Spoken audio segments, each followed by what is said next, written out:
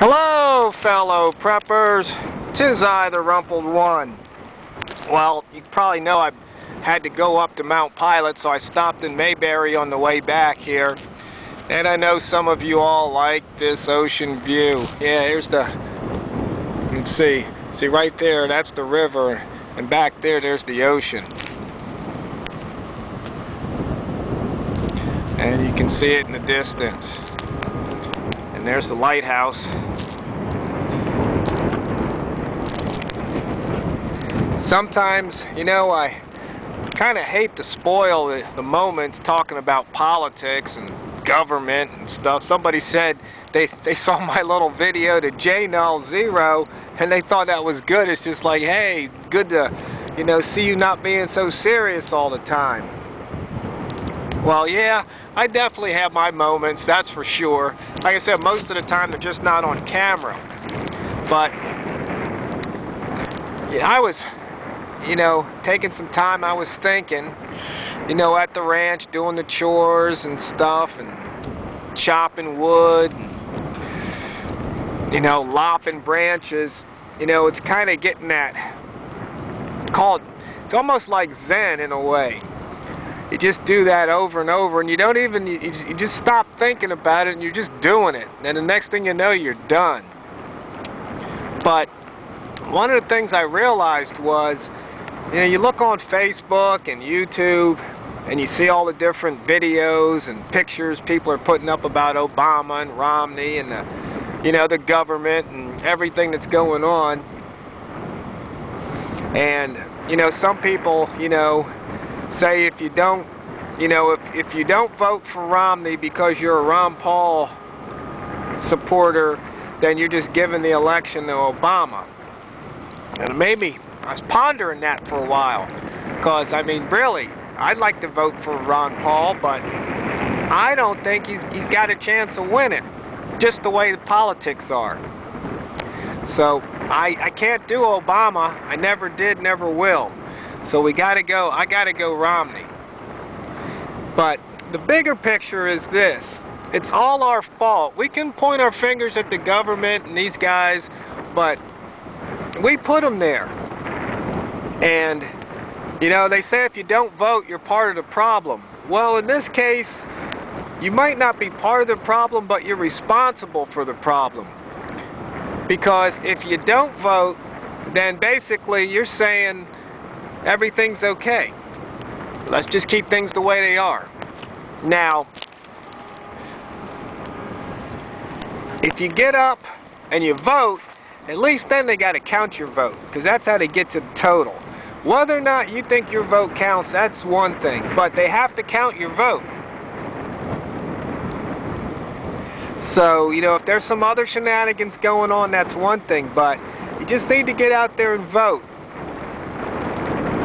And, you know, there's a lot of people, they don't want Obama. At least that's what I'm seeing and hearing, but there's a lot of people who do. They just see things differently, and that's politics. But basically, we the people have let ourselves become so divided that we can't do anything about it, it seems like. And as I was pondering all this, thinking about it, analyzing it, observing it, I realized something. You know, that was an executive order, congressional law about how the government can take over the internet. You see, the internet could unite we the people. I mean, you saw what happened in some of those countries around the world because of Facebook, you know, revolution. See, we really don't want revolution. We want our government to get back to where it was.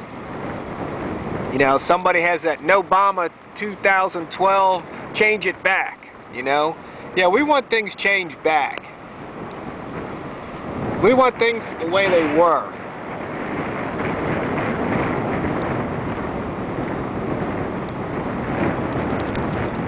Because most of us don't like things the way they are. And we know something's wrong. We kind of feel helpless about doing anything about it. But it's like I've said before, you're not helpless. You just got to get involved. You got to put yourself out there. You got to show up. You got to speak up. You know, when your local boards are voting on something, speak up. Let them know how you feel, what you think, and how you came to that conclusion. Give them some logic and reason behind it. Not just an emotional appeal. And if your congressman comes to town, do a little town hall meeting, show up. Get in the front row. Ask him a question. If he allows you to rebuttal, rebut. You know, if you catch him in fallacies, take notes. Point them out. Show them up.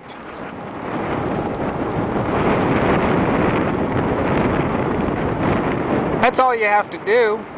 And if enough people do that, I think things might just change slightly. Because right now, they're probably laughing. They got us fooled. They say, we can tell them people out there anything. They don't know any better. They don't care. And the few that do, they don't count. They ain't big enough, strong enough. Well, see, the internet could change all that. And that's why they want to clamp down on it. And that's why they're buying millions and millions of rounds of ammo. That's why I'm buying thousands of rounds, just in case. Because it may come to that. You know, there's a bunch of us 50 years older that in a way we don't care. It's almost like, yeah, let's have one big grand firefight before it's over.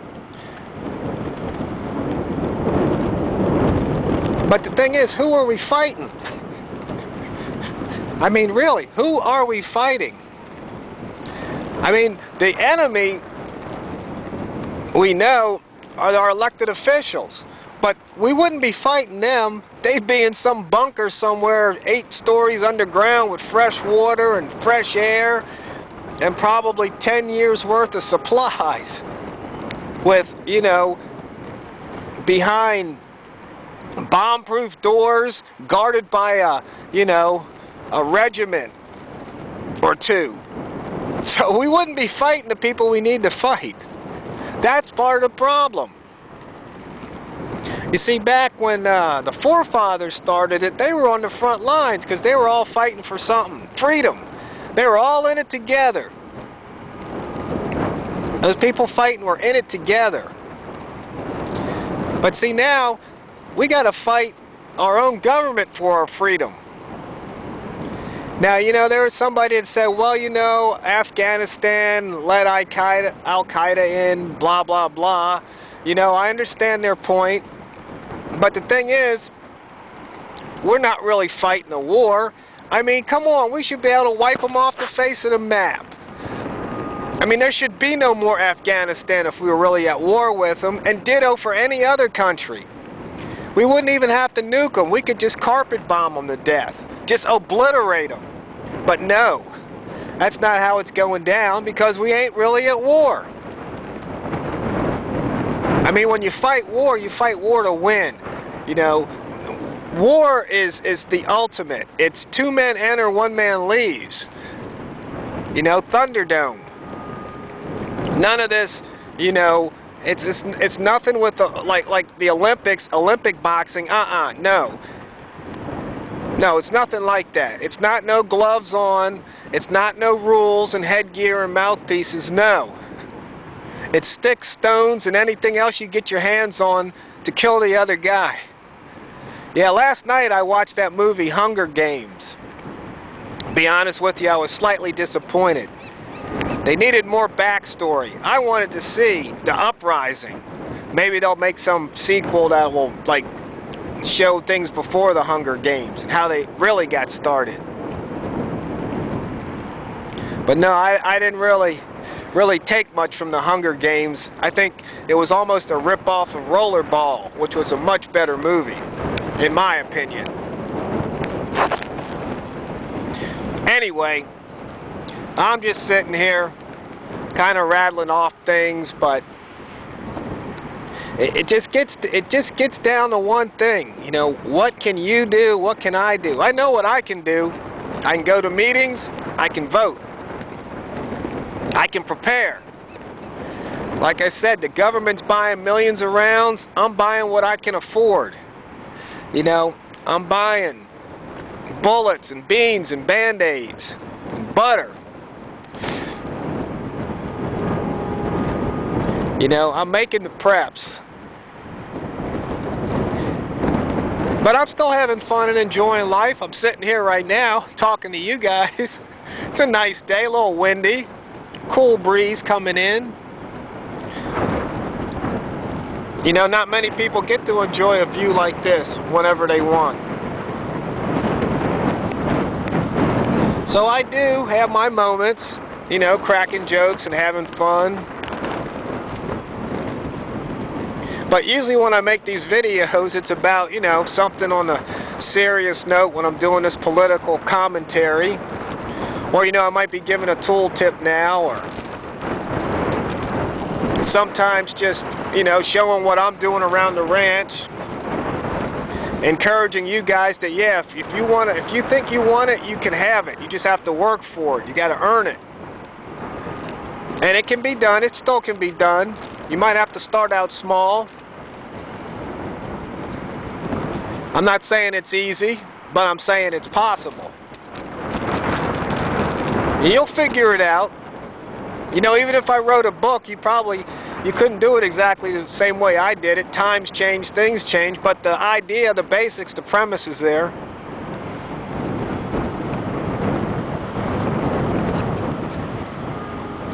And you know, I really haven't been commenting much on the news topics of the day, because they really haven't changed much.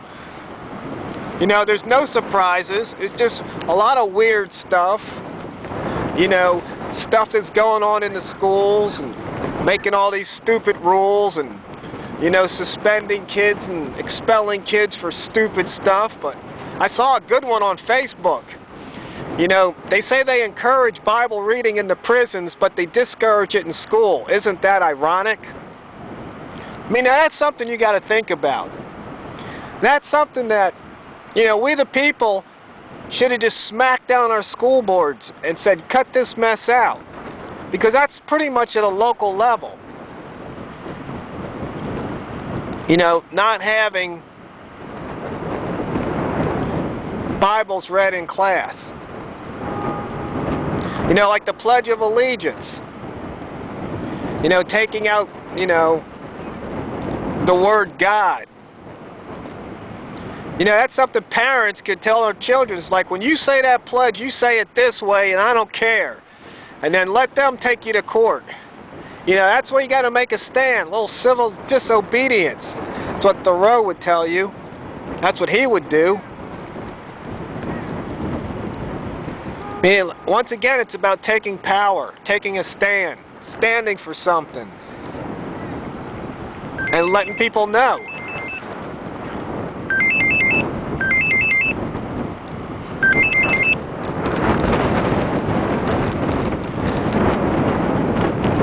But it is a nice view.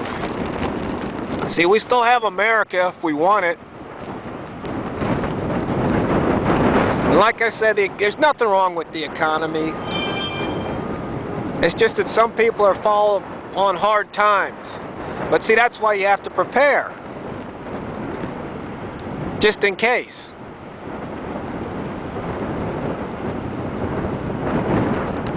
Because you never know. I mean, some people think it's crazy, you know, stocking up 25 pounds of rice and beans and all these sacks and putting stuff in metal cans and glass jars and having water and ammo and guns. But, you know, it's just something that you do every now and then. You don't really think about it. But if you need it, it's there. It's kind of like that spare tire, you know, in your trunk. And that jack, and the tire iron. You don't worry about a flat tire every time you get in the car. You don't even think about it. It's not a concern. Why? Because you're prepared. And that's the way you need to look at prepping. You're prepared so you're not concerned.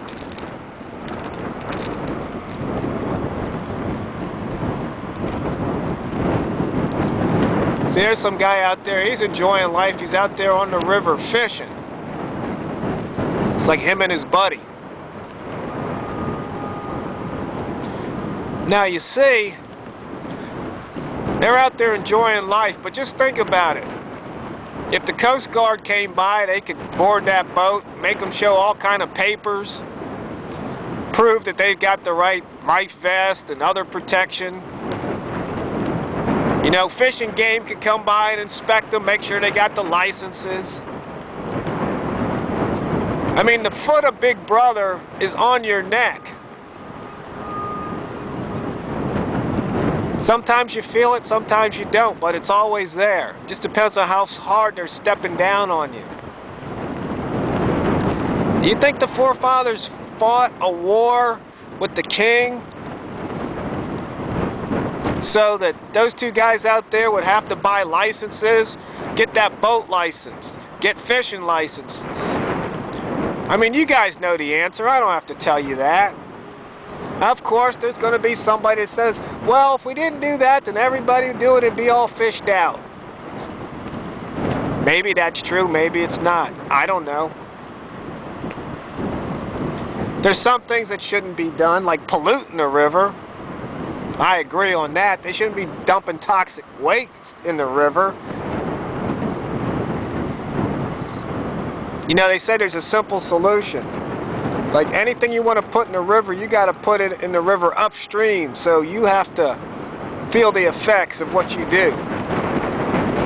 Kind of makes sense.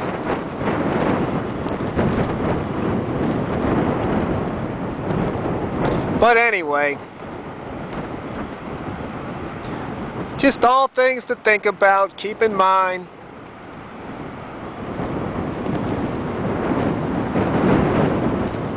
I hope the wind isn't too bad. I got something over the microphone. Maybe you guys will get lucky and you don't hear nothing, including me. It'd be a nice video, right? Just mute the sound next time. And you don't have to hear me, you can just watch the view. See, like I said, you can't take myself too dang seriously. Life's short to be taken too seriously, because nobody gets out of the game alive anyway. So you just got to do what you can to enjoy it while you're here, right? And in the meantime, you have to prepare. Because if you fail to prepare today, you're preparing to fail tomorrow.